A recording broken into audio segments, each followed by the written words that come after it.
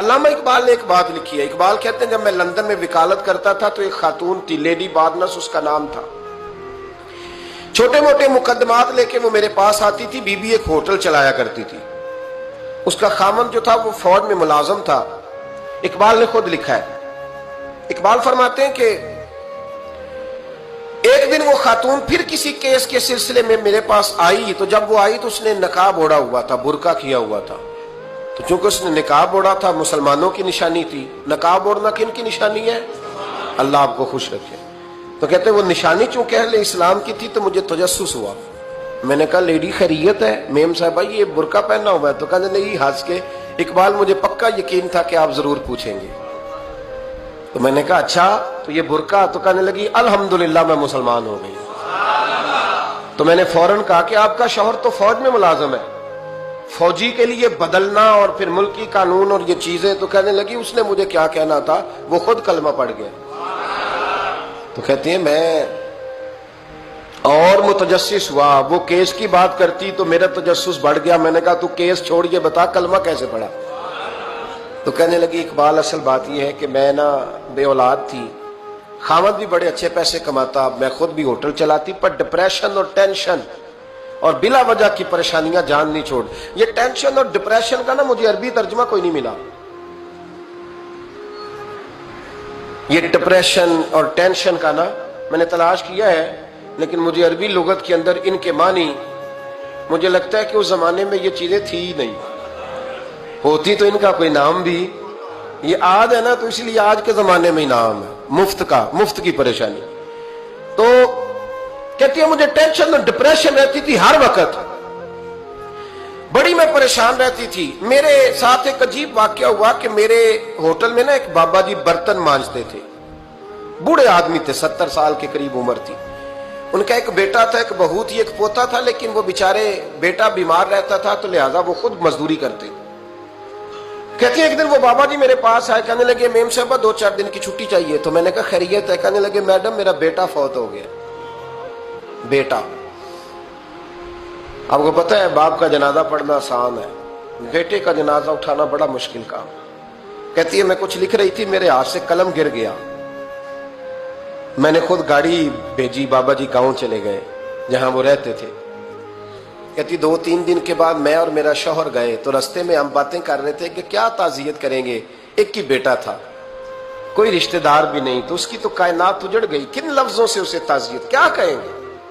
کہتے جب ہم گئے تو وہ ٹوٹی ہوئی چٹائی پہ بیٹھا تھا, کچھ لوگ قریب تھے. ہم نے جا کے کہا بابا آپ مسلمان ہیں, ہم آپ کو کیا نصیحت کریں, ایک ہی بیٹا تھا, کہ کس طرح کر کے ہم آپ کو تسلی دیں. تو کہتے اس نے آنکھیں کھولی, بوڑھی آنکھوں میں ایمان کی روشنی.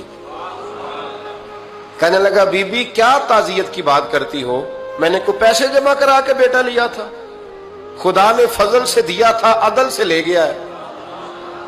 میں اپنے رب کے فیصلوں میں بڑا راضی ہوں, اللہ بڑا کریم ہے, وہ لے گیا, اس کا مال تھا. آپ یقین کریں ہمارے دیہاتی لوگ یہ کہا کرتے تھے, میں نے کانوں سے سنا ہے. ایک بوڑھے آدمی کا ایک دفعہ بیٹا فوت ہو گیا تو کسی نے اس سے کہا بابا چھوٹی عمر میں بچہ چلا گیا, تو مجھے لفظ نہیں بھولتے.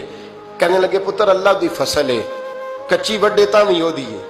سنے آپ نے بھی کبھی یہ فکرہ, کچی وڈے تے پکی لے گئے تے تاوی ہے جو ہو دی. تو جب اس کا جی چاہا وہ لے گیا.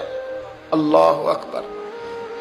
وہ خاتون کہتی ہے کہ وہ بابا جی سے میں نے کہا کہ چلو آپ 1 مہینے کی چھٹی کر لے. تو کہنے لگا نہیں میڈم میں مسلمان ہوں, مفت کی روٹی نہیں کھاتا, مزدوری کر کے کھاتا ہوں, میں انشاءاللہ 2-3 دن کے بعد کام پہ آ جاؤں گا. کہتے ہیں وہ چند دنوں کے بعد آ گیا. اللہ کی قدرت کے ابھی 2-3 ماہ گزرے تھے پھر آیا. میڈم چھٹی چاہیے کچھ دنوں کی. میں نے کہا خیریت ہے؟ کہنے لگے وہ میری بہو بھی ہارٹ اٹیک سے فوت ہو گئی. کہتے اب میں بھی تڑپ گئی اور عیسائی ہو کہ میری آنکھوں میں آنسو آ گئے. میں نے کہا گھر کا دروازہ بند ہو گیا, اب یہ بیچارہ کیا کرے گا. وہ اپنے شوہر کے غم میں ہارٹ اٹیک سے فوت ہو گئی. کہتے ہم پھر 2-3 دن کے بعد تعزیت کے لیے گئے, پھر ٹوٹی ہوئی چٹائی, بوڑھا نہ اپنی انگلیوں سے زمین پر کچھ بنا رہا. کہتی قریب گئی اور میں نے جا کے کہا بابا اب تو تسلی آپ نے خود ہی کرنی ہے, جو نظام تھا وہ تو ہو گیا. تو کہتے ہیں پھر اس نے آنکھیں کھولی, آسمان کی طرف دیکھا تو کہنے لگا بیٹی کوئی پریشانی نہیں, मेरा बेटा बगैर शादी के भी तो फौत हो ही सकता था ना। बस मेरे मालिक ने जब चाहा जैसे चाह हुआ। मैं इंशाल्लाह 2-4 दिन के बाद काम पे आऊंगा। ये मेरा 3-4-5 साल का पोता है, अभी स्कूल दाखिल हुआ है, मैं साथ ले आऊंगा, वहां मेरे साथ ऊपर क्वार्टर में जहां मैं रहता हूं ये भी रहेगा। कहती है मैं सख्ते में आ गई उसकी कैफियत देख के। वो पोते को साथ ले आया। कभी कभी मैं देखती छत पे खड़े होके कि दादा घोड़ा बना हुआ है और पोता सवारी कर रहा है। वो सवेरे उठता, उसको स्कूल छोड़ के आता, शाम को लेके आता, प्यार करता, मोहब्बत करता। तीसरी मंजिल पर हमने क्वार्टर दिया हुआ था, वहां दादा पोता रहते। अल्लाह तू बड़ा बेनियाज है। कहती है इकबाल, एक दिन ना पोता ऊपर वाली मंजिल पे खेल रहा था, उसका पैर फिसला, वो गर्दन के बल जमीन पे गिरा। मुझे खबर हुई तो मैं दौड़ी, एम्बुलेंस मंगाई। खून से लिथड़े हुए उस बच्चे को दादे ने अपनी गोद में रखा। और जब हम अस्पताल की तरफ गए तो हॉस्पिटल बाद में आया, जनाबे इजराइल पहले आ गए और कहते हैं वो गोद में दम तोड़ गया। फिर दादे ने उसे अपने हाथों से गुस्ल दिया।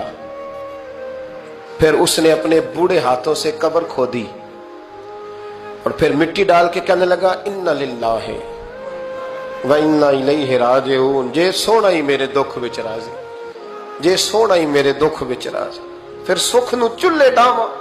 कहती वो मिट्टी डाली उसने और जब वो वापस पलटा तो मैं बाजू से थाम के होटल करीब लाई और मैंने उसके करीब कहा कि बाबा तू टूट गया है, तू बिखर गया है। मुझे महसूस होता है कि अब ना तेरी रातें और तेरी सुबहें और तेरी शामें गमों में गुजरेंगी। तो कहते हैं यूं उसने हाथ रखे और यूं आंसू छटक दिए। कहने लगा मैडम क्यों क्यों, मेरे अंदर कोई अकीदा नहीं, मैं कोई लवारस हूं, मेरा कोई रब नहीं, मैं क्यों परेशान रहूंगा, मैं तो पका हुआ फाल हूं। थोड़े दिन गुजरेंगे, कब्र में जाऊंगा और जब जन्नत में जाऊंगा तो अल्लाह मेरी बेटे से भी मुलाकात कराएगा, मेरे पोते से भी मुलाकात कराएगा, मेरा रब सारी मुलाकातें करा देगा। मैं अपने अल्लाह की रजा पे बड़ा राजी हूं। वो खातून कहती है मेरा और मेरे शौहर का कलेजा फटने लगा। मैंने कहा बाबा ये जज्बा कहां से मिलता है, ये सुकून कहां से आता है, ये कैफियत कैसे मिलती है। मुझे कहने लगा तूने लेनी है। मैंने कहा तो कहने लगा तू भी गुंबद खजरा वाले नबी का कलमा पढ़ जा, तू भी रसूलुल्लाह का कलमा पढ़ जा।